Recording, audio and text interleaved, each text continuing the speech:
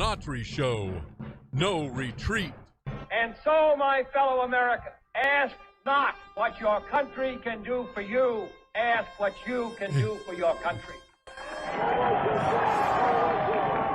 Mr. Gorbachev, tear down this wall. What the hell's going on out here? Everybody grabbing out there. Nobody. That the only thing we have to fear is fear itself. Today, I consider myself the luckiest man on the face of the earth. I'm not fearing any man. Mine eyes have seen the glory of the coming of the Lord. So, 5 seconds left in the game. Do you believe in miracles? Yes! Unbelievable. Free at last! Free at last!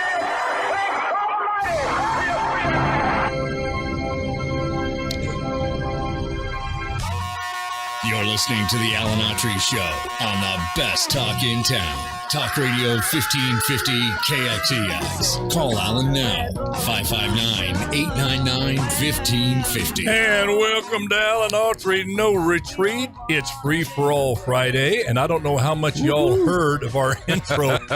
We were on the air or not, but you got a little glimpse behind the scenes of what goes on here at the station, the most powerful station in the country. Not necessarily in wattage, but in power of ideas. There you go. To change. KXEX 1550. Great to have you with us, folks. And Bullet Bob, great to have you back. Thank you, Huss. Good to be here. Yeah. I heard you in the your beautiful Mrs. Lori went and took a little R&R on the coast. How was that? It was awesome. Beautiful weather. 65 degrees. Sunshine. Yeah, it was blue great. skies. Please go away. No, we wanted to keep the blue skies. It was gorgeous over there.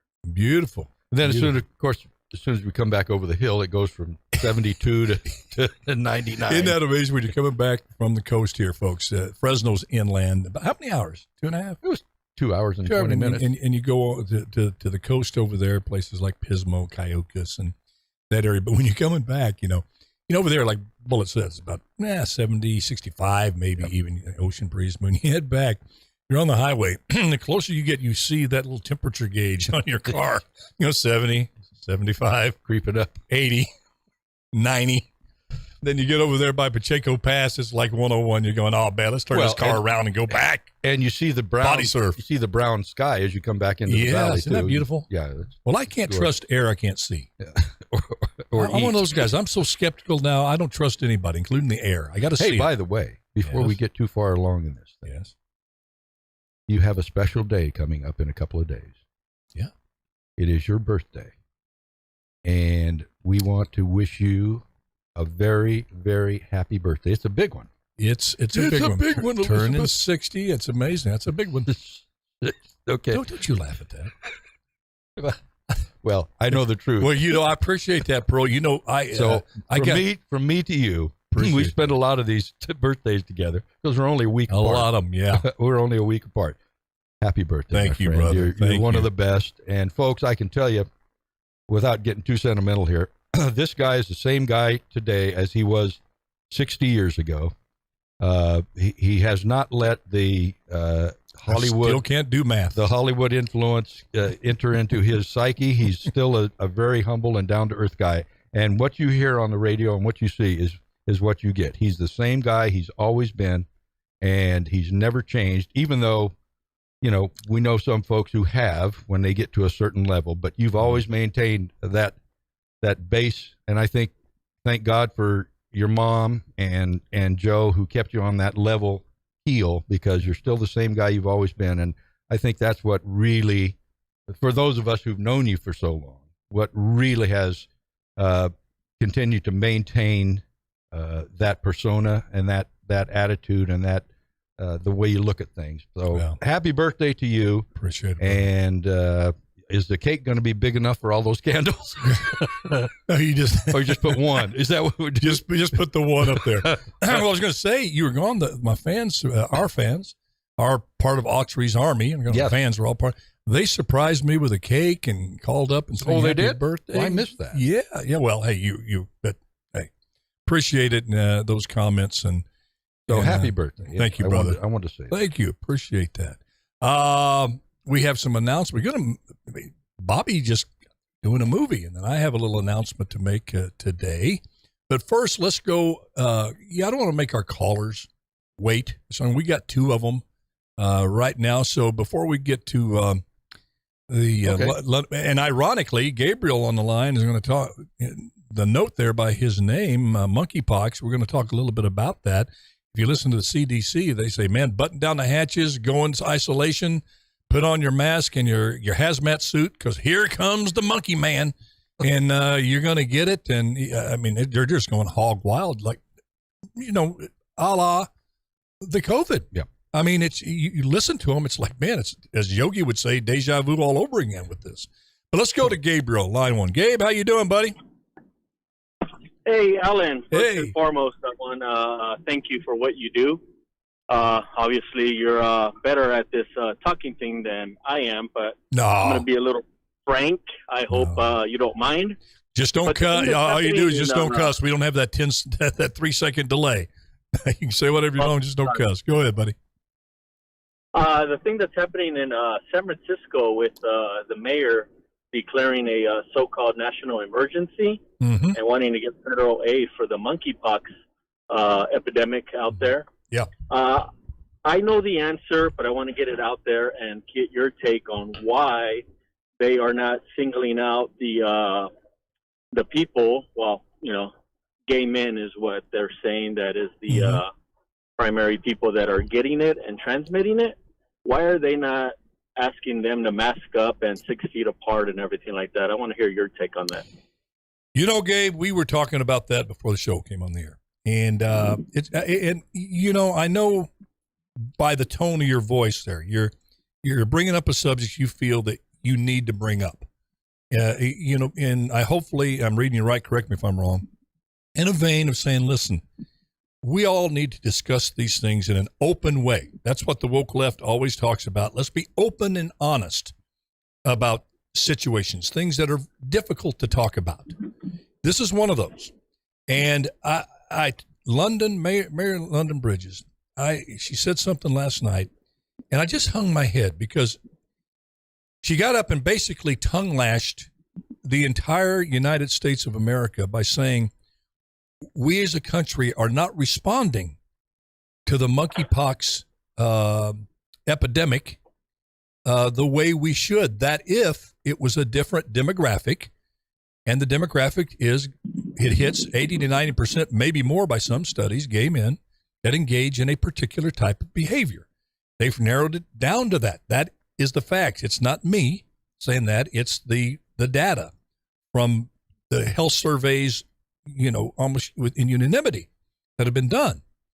But she gets up there and says, Gabe, that we ought to be ashamed because if it would have been another demographic that was suffering from this, say conservative women or conservative men or liberal women, whatever group you wanted, she's saying if this monkeypox would have been decimating that demographic, that we would do something. There would be more of a sense of urgency. And I'm sitting there going, Mayor, with all due respect, in my head, I'm thinking this. When the HIV situation happened back in the 80s, this entire country mobilized to find a vaccine. I mean, almost immediately. There was a huge effort to address this. There's a huge effort now to address it. And, it just to take these type of situations and say, if you don't think you're going to get it.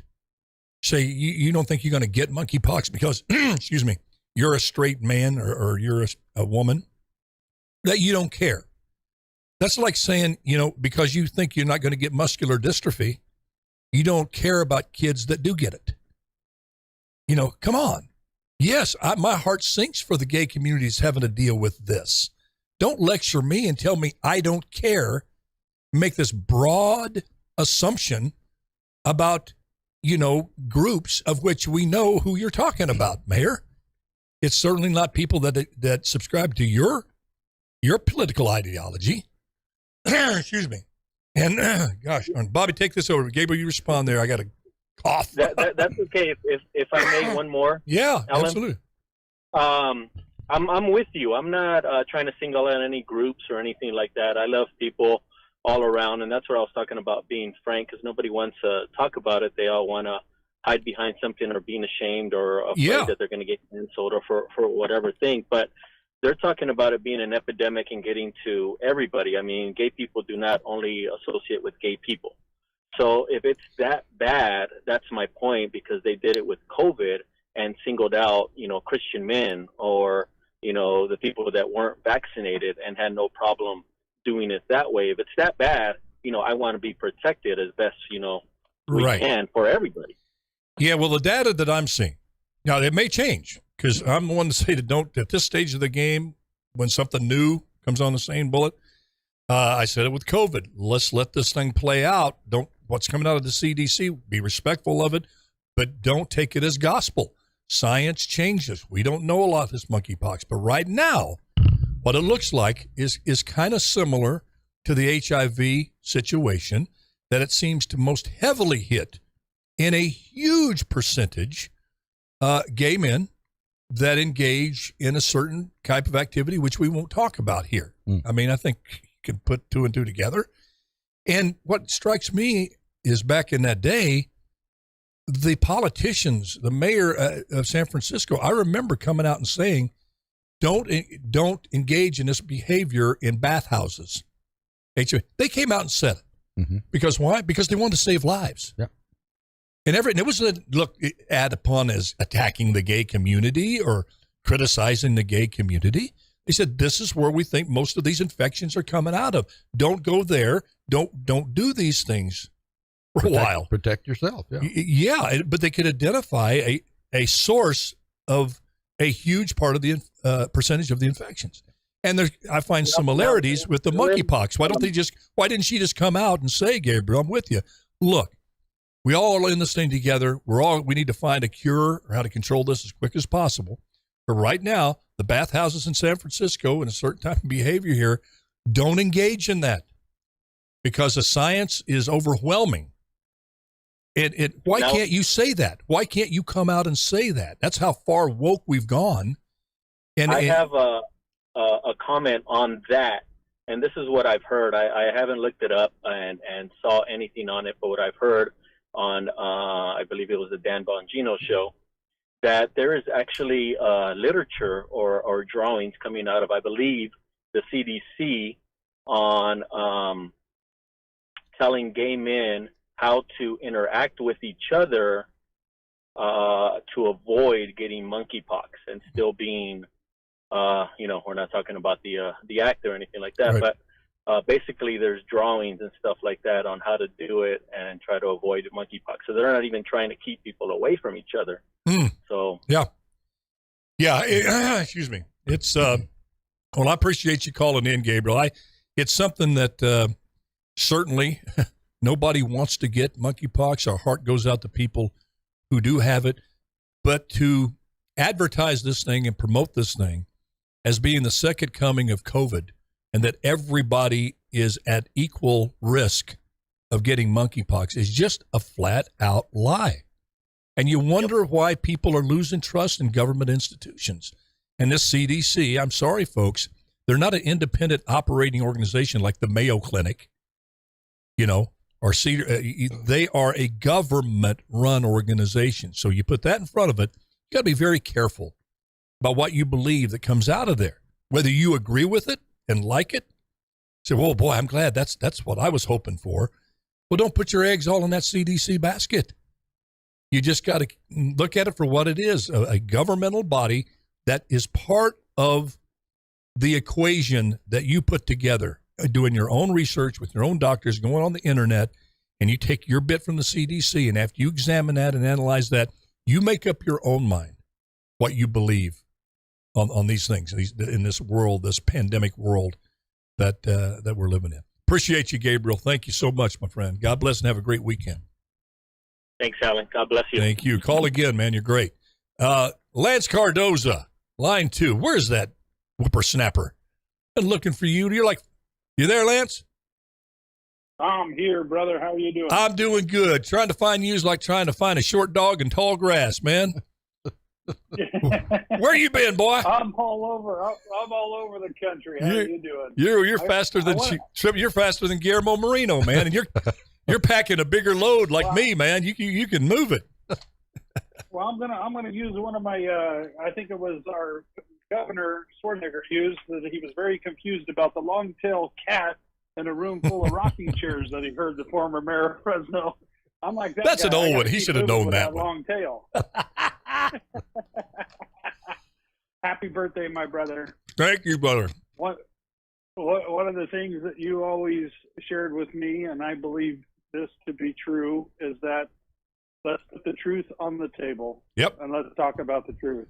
And I think if you get all sides, no matter what party you're from or what demographic you're from, if we can only speak and come to the table and talk, solutions will start to happen. We'll never all agree, but putting truth on the table, brother, is what you've been bringing, and you've tried to always do that and keep the truth in the front and let everybody have a voice. And I think you're doing it with radio, and I just wanted to wish you a happy birthday. Appreciate that, brother Lance. I appreciate that so much. And, we come from Bullet and I, and you're the generation behind us, Lance, but you remember the era, the day, the time when, open free speech was not only encouraged, it was a basic tenet of who we were as a country, and was permeated to a great degree, through all the institutions, school system, politics, and now the most dangerous journey, especially if you have a place in the media, or you're a politician, or you're an actor, or whatever. If you're just out there with people and your popularity is important to your success, actors, they need to be popular to make people don't come see their movies.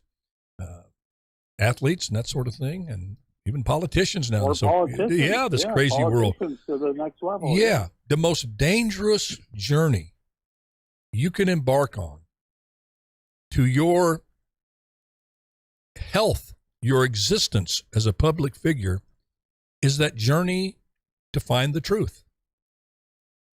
Because, if you really want to find the truth, you're going to step on toes that are sticking out there from both parties. There's going to be Republican toes sticking out there, Democratic toes, independent toes. And if you're looking for the truth, you're going to make enemies. You're going to have everybody pretty much at one time or another after you. Because if you don't agree with a particular ideology down the line, you are a traitor. Mm-hmm. Yep. Absolutely. And one thing. Go ahead. One thing that it reminds me, Alan, just in our conversations through the time, and whether people would agree with your views or not your views, the truth will make you miserable at first, and I think we see that. But in the end, it'll set you free. Yeah. And I think a lot of times that they don't want to go through the misery, and they commiserate when someone is searching for the truth. And I think what happens is it creates anger and hostility, especially in our younger generation that is trying to figure out what their truth is. So I think the biggest lesson to I think a lot of our social issues, our political issues, is just being able to talk, have a conversation, and talk to the other side. Talk to the opposing side and have a true conversation. But like you said, a lot of times they slam that door. They don't want to have that conversation because the fear of truth. And just having a conversation like that will help identify that a lot better. And I think a lot of people need to just calm down and have a conversation. Yeah, but there's a excuse me, I'm sorry, folks. But it's, you have, National Public Radio, you're going to find people from the left. You get conservative talk, people on the right. But there's no, network that I know of flourishing that's the independent radio network. They may say that, purport to be that, but they usually slant one way or the other because that's where the money is. You people want to hear what they want to hear. They don't want critical thinking. They've made up their mind. They want the red meat. You know, if you're on the left, you want your Nancy Pelosi, Chuck Schumer. If you're on the left, you want your Donald Trump. You know, Kevin McCarthy. You want your Jim Jordan, red meat, Devin Nunes, DeSantis. Just go after them, criticize them, beat them down, demonize them. And on the same side, on the right, you know, giving to Nancy Pelosi, the Chuck Schumer, the Joe Biden. Give me that red meat, you know, demonize them, run them down. And okay. So what? Now what? Well, how does that stop nuclear war, which we're on the brink of? And we've talked about this before, and I think Lance has a great point. The politician is probably the last person you want to look up to get to have an open conversation with each other, especially from the other side, each side of the aisle. But these entertainers and actors. These go ahead. Daggone politicians. They can't even talk to each other. You're right. It's one line or the other, and if you're not for me, you're against me. That's the bottom thing. Did you see? Yeah. And I didn't write I just made a note, but I saw the article of the every year congressional softball game. Yeah. You know, Republicans on one team and the Dems on the other team, and they can't even get along at the softball game. Did you see this? I think it was Representative Salazar. I think she's from California. They slide in second base, cleats up. The Ty Cobb. She apparently drew a walk. So she's going to first base, and then they bring in a pinch runner for her. And as she's walking back to the dugout, she gives the middle finger to the Republican. No. Yeah. Oh, wow. Yeah. So expecting these people to talk about serious issues, they can't even get along at a stinking softball game. Hey, Lance, before we go, come on. Before I get to break, but let me take a different take on that. Let me give it a little different take. Okay. Please. Why don't they work hard to get into a room instead of a softball field? Hash through the issues that are important. How do we get our arms around this inflation? How do we get peace in the Ukraine? How do we control the border? How do we bring down crime? Really work earnestly and sincerely together on those issues, even though they hate one another. Then have a ball game and flip each other off all you want to. Well, I mean, that's part of baseball. Razin from the dugout, Lance, get up there in that dugout and call the pitcher every name in the book. Flip people off. Let it go at the baseball game. Alan, you and Bullet Bob need to be the broadcasters for that annual game every year, because I think we have a That's ball 4. That's ball 4. She's walking down to first base. Wait a minute. She thinks that's just ball 1. That's not the ball 1 sign. Maybe she was telling the Republicans they're still number 1. Maybe that's what it was. Yeah. Hey, Lance, appreciate you so much. Let's get together and break some bread. I miss you, brother. Absolutely miss you too, Alan. Happy birthday, my friend, and my best to your family. And your family too. Give a big old hug to your mama, your wife, your kids. I mean, this is a good man we're talking to. Does so much for the community of Fresno behind the scenes that nobody, you see the results of Lance Cardoza's commitment and love for community, but you don't know the name. Well, now you know the name. Lance Cardoza. All right, we're going to be right back here. Jeremy's going to give us some exit music. Oh, yeah. Oh, a little 60 stuff. Oh, yeah. Ah, yeah. This is Alan Autry, No Retreat with Bullet Bob Leone. We'll be right back. You got me so I don't know what I'm doing. Yeah, you really got me now. You got me so. Oh, man. That was great. 2 good calls. Yeah. Gabe, if you're still listening, thanks for your call. Yeah, that was Don't be a stranger. I love people that call and not afraid to put a subject on the table, but is very respectful, very mindful of the words you use. You don't have to, I hear it all the time. Well, I'm going to be me. I want to be me. I'm going to tell you you're an a-hole, you're an a-hole. I'm going to tell you how to feel. And I'm thinking, do you really think that's admirable? That makes you strong? That you're tell it like it is? Have you ever heard of a word called restraint? Restraint can be the most powerful thing you can show. Because with restraint, many times, taking a deep breath will give you the insights to a better way of saying something that will help further your cause, move it along, be more effective with the other person. If you say some things like, this is you guys, on the right of abortion, and well, let me flip it around. You have a conservative calling someone who supports pro-choice, well, you're just murdering babies. You're just murdering babies. How about if you said something like this? Look, I understand how you can feel this way, a woman's rights. You make a really good case for a woman's right to choose. But I just like to share with you some of my reasons why I think that child has rights that need to be Our protected. system put us back live, so I'm going to play a bumper real quick.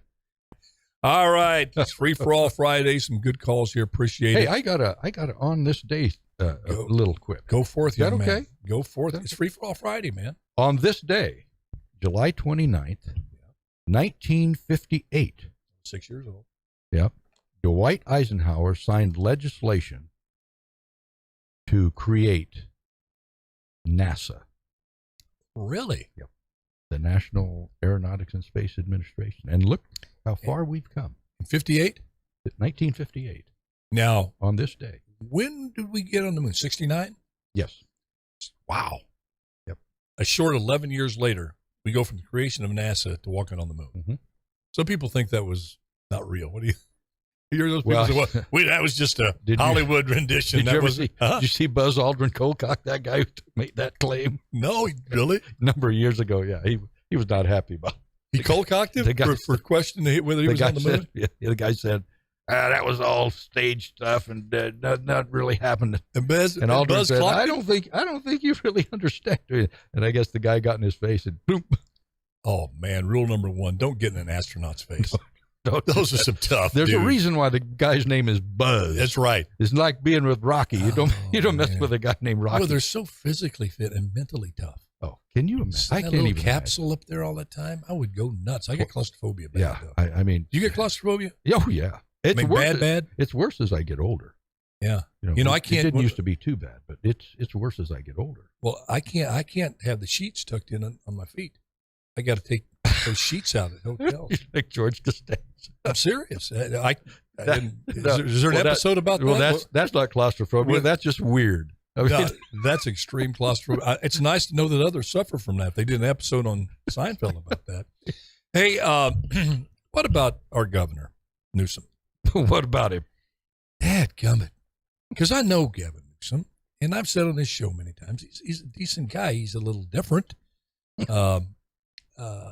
You still contend that he's going to run for president in 24? Oh gosh, no doubt, no doubt. Which is why he's doing all of these crazy things. But Adam Carolla said something on TV the other day, as on one of the Fox shows, and Adam doesn't normally talk this way about somebody. But they asked him about Newsom and doing what he's doing, in Florida and Texas, and here the issues that just fails to address. And Adam says, there's something not clicking up there. There's something wrong with him. And I'm waiting. I'm smiling because I'm expecting a joke, because Adam really doesn't go there for real. And he didn't smile. There was no joke following. So they talked about him a little bit more. Then it came back to Adam, another question. He answered the question, but then went right back to the something is wrong with him. He said he interviewed him a few years ago for 45 straight minutes. Oh, is that right? And he says, you got to be in the room with him and watch him, his reactions to questions. There's something wrong with him. He doesn't process, his mind does not process things properly. And I'm thinking about it. What guy, with all of the things going to HE double hockey sticks here in this state, you have skyrocketing crime, out of control crime. You have a system where millions of your citizens scammed the federal and state government on unemployment benefits. Yeah. Your systems are so, and that's not all his Homelessness fault. Is out of control. Get to that over and over. Homelessness. You've got a water situation that's threatening to destroy the best farmland in America, and in a food crisis in the world. Really. Yeah, exactly, in the world. You have a school system that ranks dead last, even below schools in Mississippi, Tennessee. There's not really. You have the highest taxes, income tax. There's not one thing that you could point to in this state. And this governor decides, I have to take this success story worldwide. That's like a guy who's running a Taco Bell and he serves rotten meat. Oh. And then, and gets everybody sick, and then man, was that good? And then wants to take over all the Taco Bells in the country. See what I did at this Taco Bell? Let me have all the Taco Bells. What is wrong with this guy? Well, he did declare a disaster. I hate to refer to him as this guy. And then on top of that, his state's burning down. The state's burning down again. So let's, by all means, good use of my time, and meaning being Newsom, goes, all these things. I know what. I'll run hit ads in Florida against DeSantis. And then I'll spend several $100,000 more and do hit ads against Abbott in Texas and tell them, why aren't they doing the California model? Then he said something in a press conference that really hit. He says, California, just the other day, he's going and his brain gets going, and then he said it. He said it flat out. He says, California has been where everyone looks up to in the country. So goes California, so goes the country. Why? Because California sets the rules and everybody else follows. Sets the rules, and you look at, that's exactly how he's governing the state. He is so far to the left, he makes AOC look like Barry Goldwater. I mean, politically, not physically. She's got a few years to go before it looks like Barry. I knew what you get meant. my analogy. I knew what you meant. Bobby, the question is, here on Friday, Free for All Friday, is there something wrong with Governor Newsom's mind? Adam Carolla, in his layman's discussion, apparently saw something in there. Maybe we need Jordan Peterson to interview the guy so he can come up with a real diagnosis of the guy. But, you've talked to him before. Now, when you in your past dealings with this guy, were you able to sit down and sit across? He was a normal guy. Okay, there was no weird. Well, he was weird. He was a left leaning. He was the Democrat to the left, not this woke stuff. He didn't believe you should be teaching kids, if they're white, that they're racist, and they're the perfect.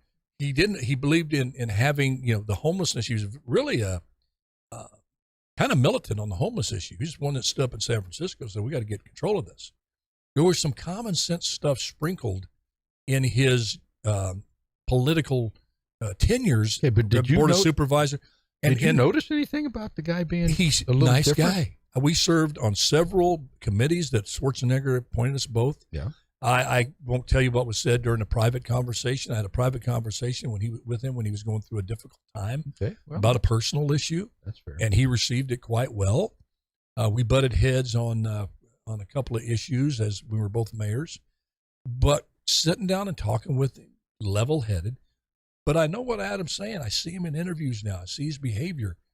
There's something, I don't know, maybe he got long COVID at the French Laundry.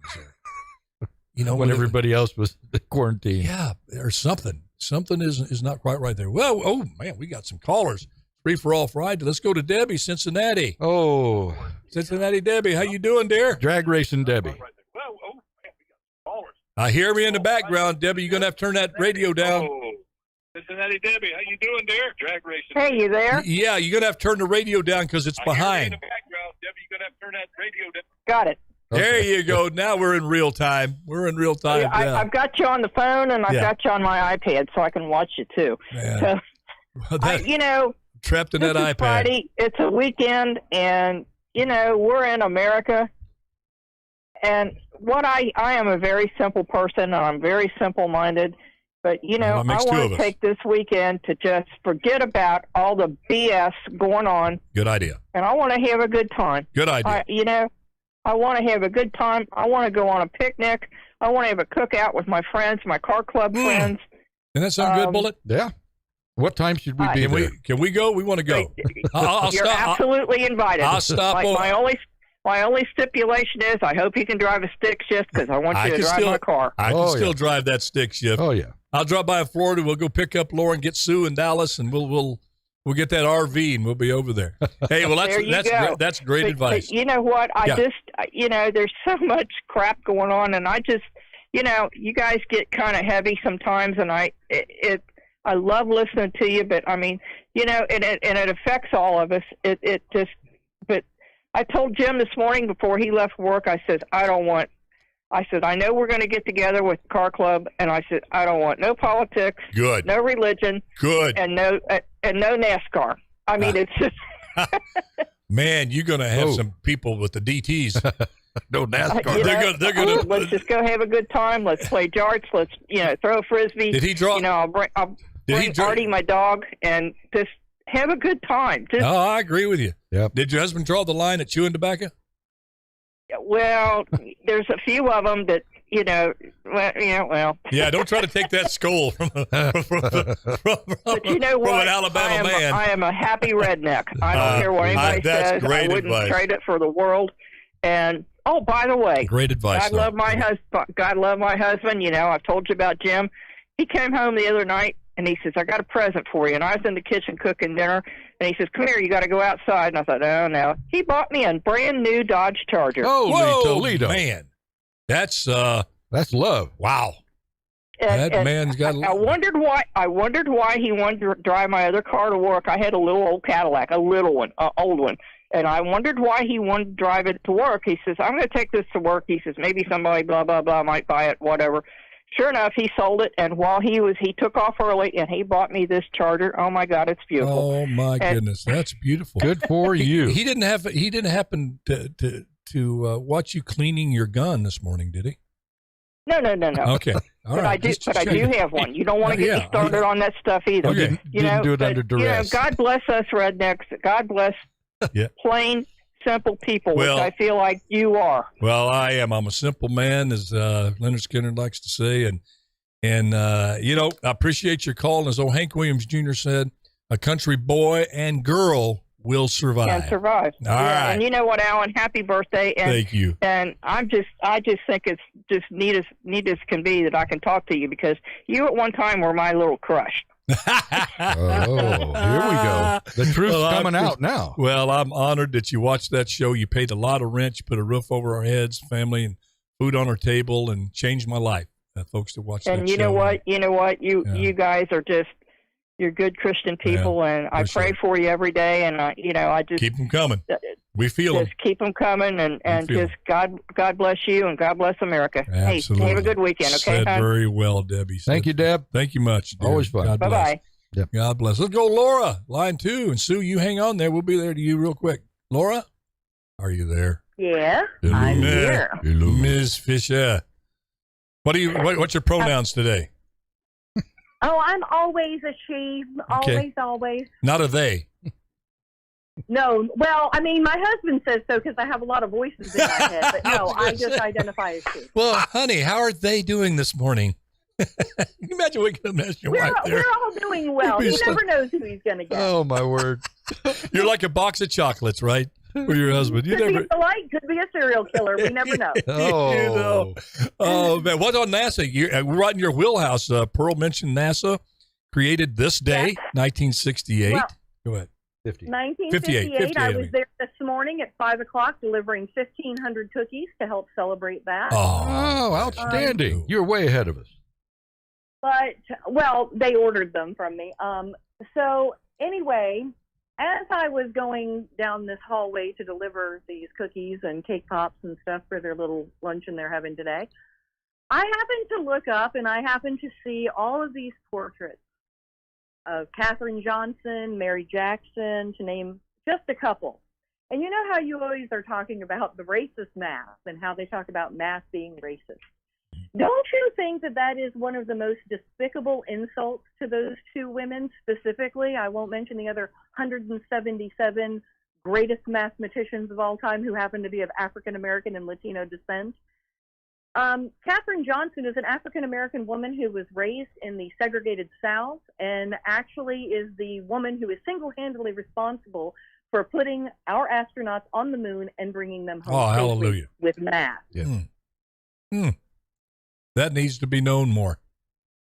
I had the honor of meeting her 18 years ago. I mean, to tell you how brilliant this woman was, she did all of the calculations to make sure that they wouldn't burn up in reentry or that they wouldn't be boomeranged out into space.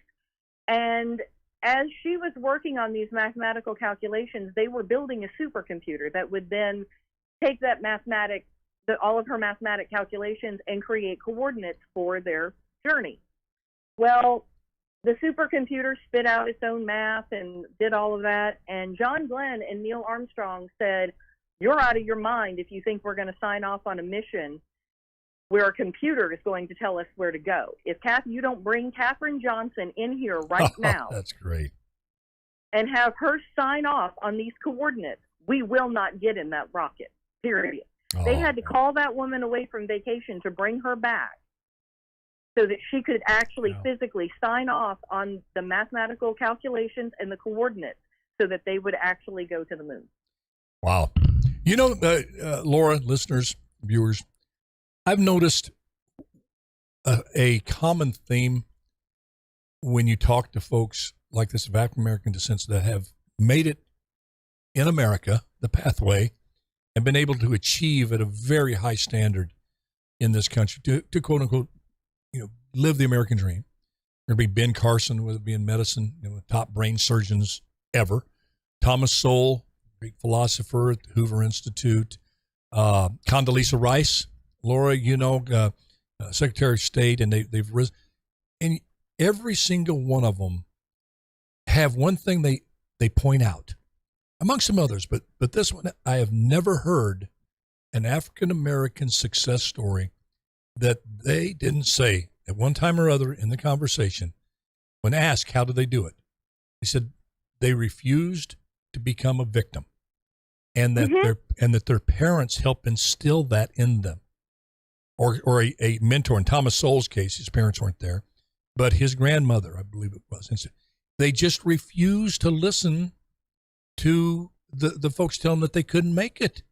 They worked hard, and they did the right thing. They made the right decisions, and they succeeded to become the top of their field. And that victim, I guess, about the fact that employed the majority of African American female mathematicians for 25 years. They were known as the Human Calculator Division. I love that it. was actually what they were known as before they had calculators. Yeah.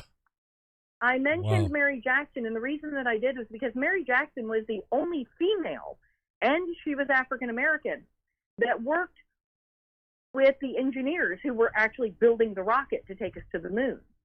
And those white male engineers that she worked with put their own butts and jobs on the line to fight for her to be able to go to college to become an engineer, an aerospace engineer, because they said, this is exactly what they said in writing.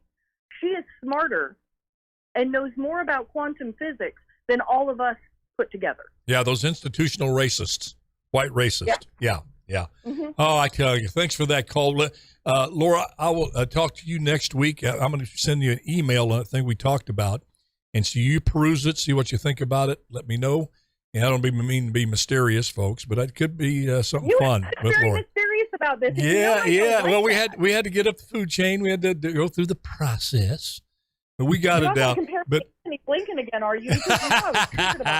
Okay. No, there's a couple of people it's really hard for me to watch, and I have to watch them because of position. Oh man, but I have to listen to them and watch them, Laura. But I'm working on not being triggerized as much watching him.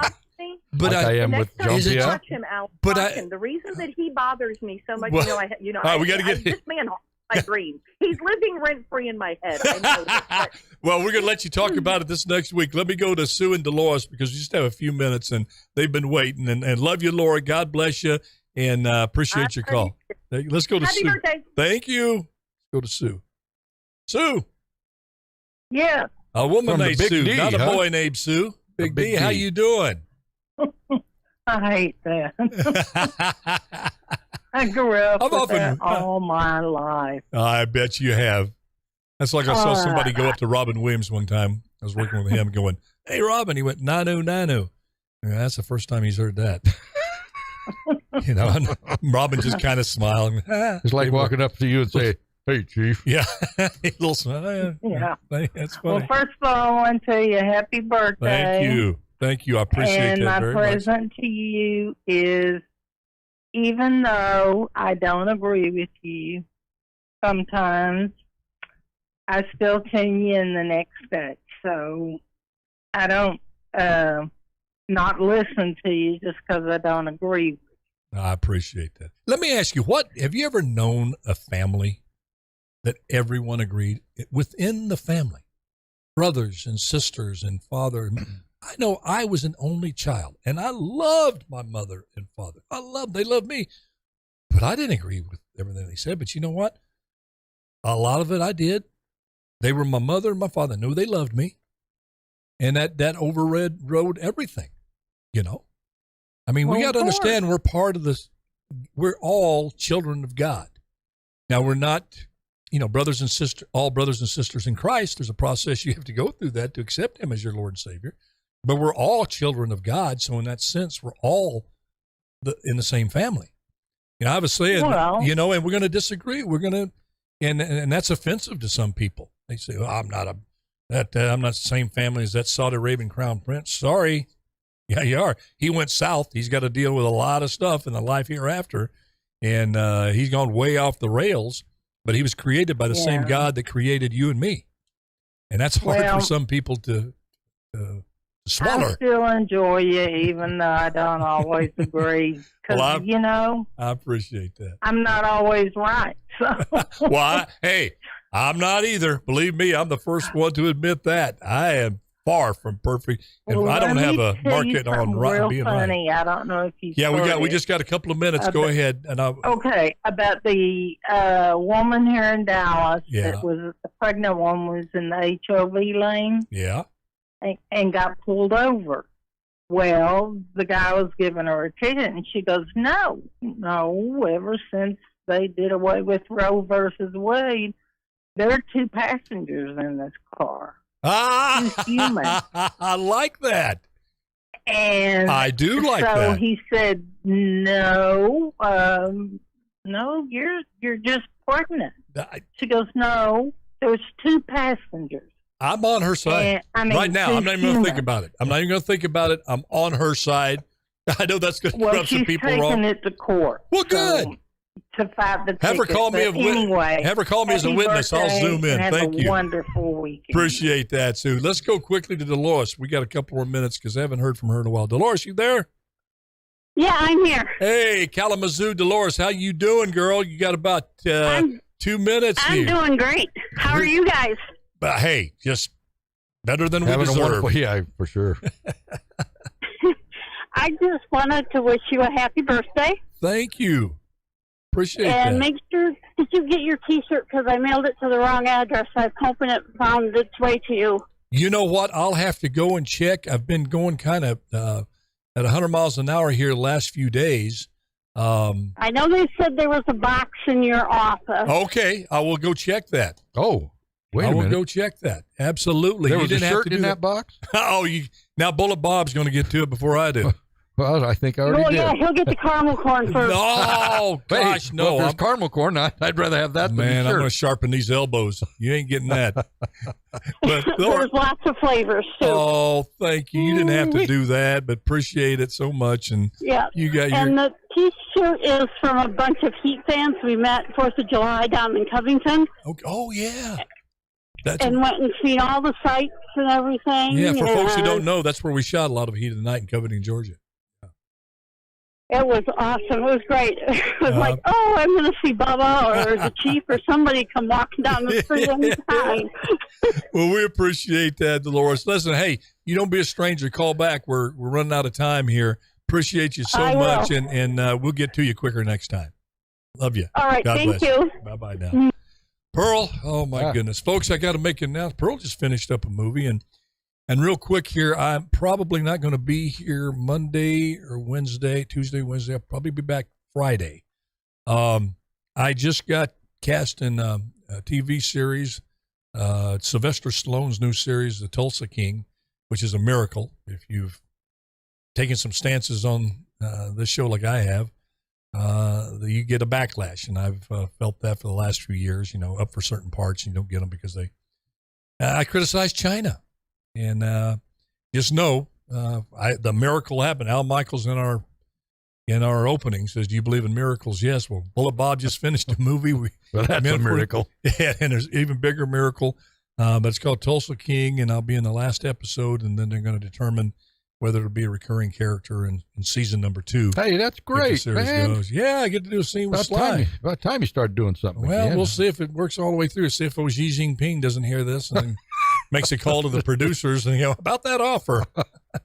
Well, that's great, man. I'm glad to hear that. Be there in Oklahoma City for a week, but I'll be back in the saddle on Friday. And Pearl, yeah, I love you, man. You got a minute here. What you got on? How was your experience? Well, it was interesting. I had a great time. Did you blow your lines? Did you? Nope. You ran them for me out here. Dialed in on my lines, and the one thing I noticed is all those actors are really serious. It's like they got something invested in this thing, and I'm over there cracking jokes, and the only guy laughing is the guy holding the boom mic. Well, you just found the key to good acting. Those who try all the time. The more you press and push, and oh man, the more the character doesn't come. Yeah. Found that. He was low key. It was a very low key production. You guy's an indie produder, so he's making 3 films a year. What's the name of the movie? Red something. I don't know. Supposed to be out in January. Red something will be out. Don't miss it. It'll be on Amazon Prime shortly. Bob, thank you for coming in, brother. Thank you all. Love it. Appreciate you so much. Have a great weekend. Remember, as I always say, just do your best and let God do the rest. It's all you can do. It's all He expects of us. It's all we expect of ourselves. Bye-bye now.